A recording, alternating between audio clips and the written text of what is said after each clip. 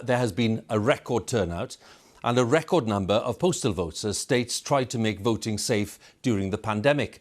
Under the rules, most voters were allowed to post their ballots up to and including Election Day, even if those ballots are then delivered after the polling stations have closed.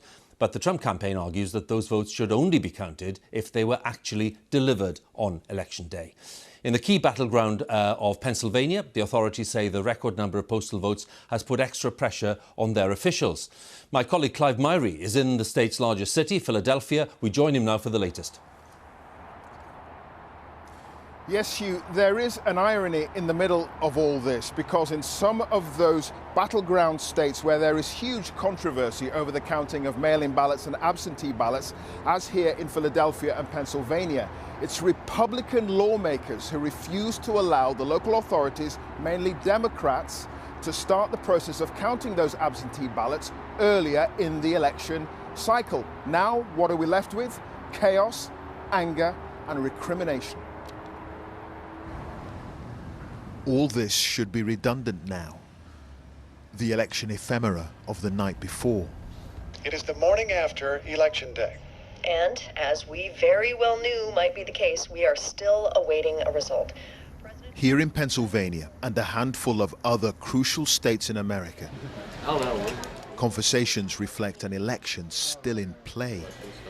Over breakfast tables this morning and possibly dinner tables tomorrow night. I know, yeah. How they know. Marie Pizzo and Mary Lorenzo are sprightly 80-somethings who've seen a lot in their lives, but nothing like this. They got lots of votes yet to count in yet. I always say, may the better man win, and let's hope that when they are in office, they do the right thing. Period. But who will be in office? It's still unclear. Here in Philadelphia, they were counting absentee and mail-in ballots through the night, with 1 million left to process by the morning. And now the Trump campaign is taking legal action in Pennsylvania. You know, you do kind of expect this. The man leading the count told me he's unconcerned. I want it over with too, more than anybody else, I assure you. That being said, we have to get it right. We can't get it wrong. There are no do-overs when it comes to counting elections. But why all the problems? COVID-19. Republicans were comfortable voting in person. More Democrats voted by mail. That's where we are. It just so happens. Listen to Brian Rosenwald, a former senior election official here in Philadelphia. You have to open in Pennsylvania an outer envelope, check a signature, then separate out an inner envelope, open that one, and then get the ballot out. It takes time when you're talking about hundreds of thousands of ballots in some of these counties. And the public officials in Pennsylvania, in Michigan, Wisconsin, all said it was going to take time. So you voted back in October? Yeah, October 23rd. And in the middle of all the chaos, seemingly forgotten, the voter.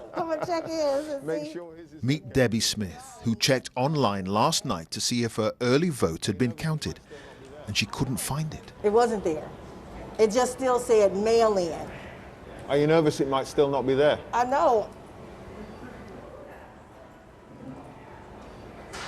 So now it's there. It says vote recorded. Okay. So it's there. There's really no reason. Late afternoon, and other worried voters are on the streets. They all completed their ballots in good faith. Will America respect their wishes?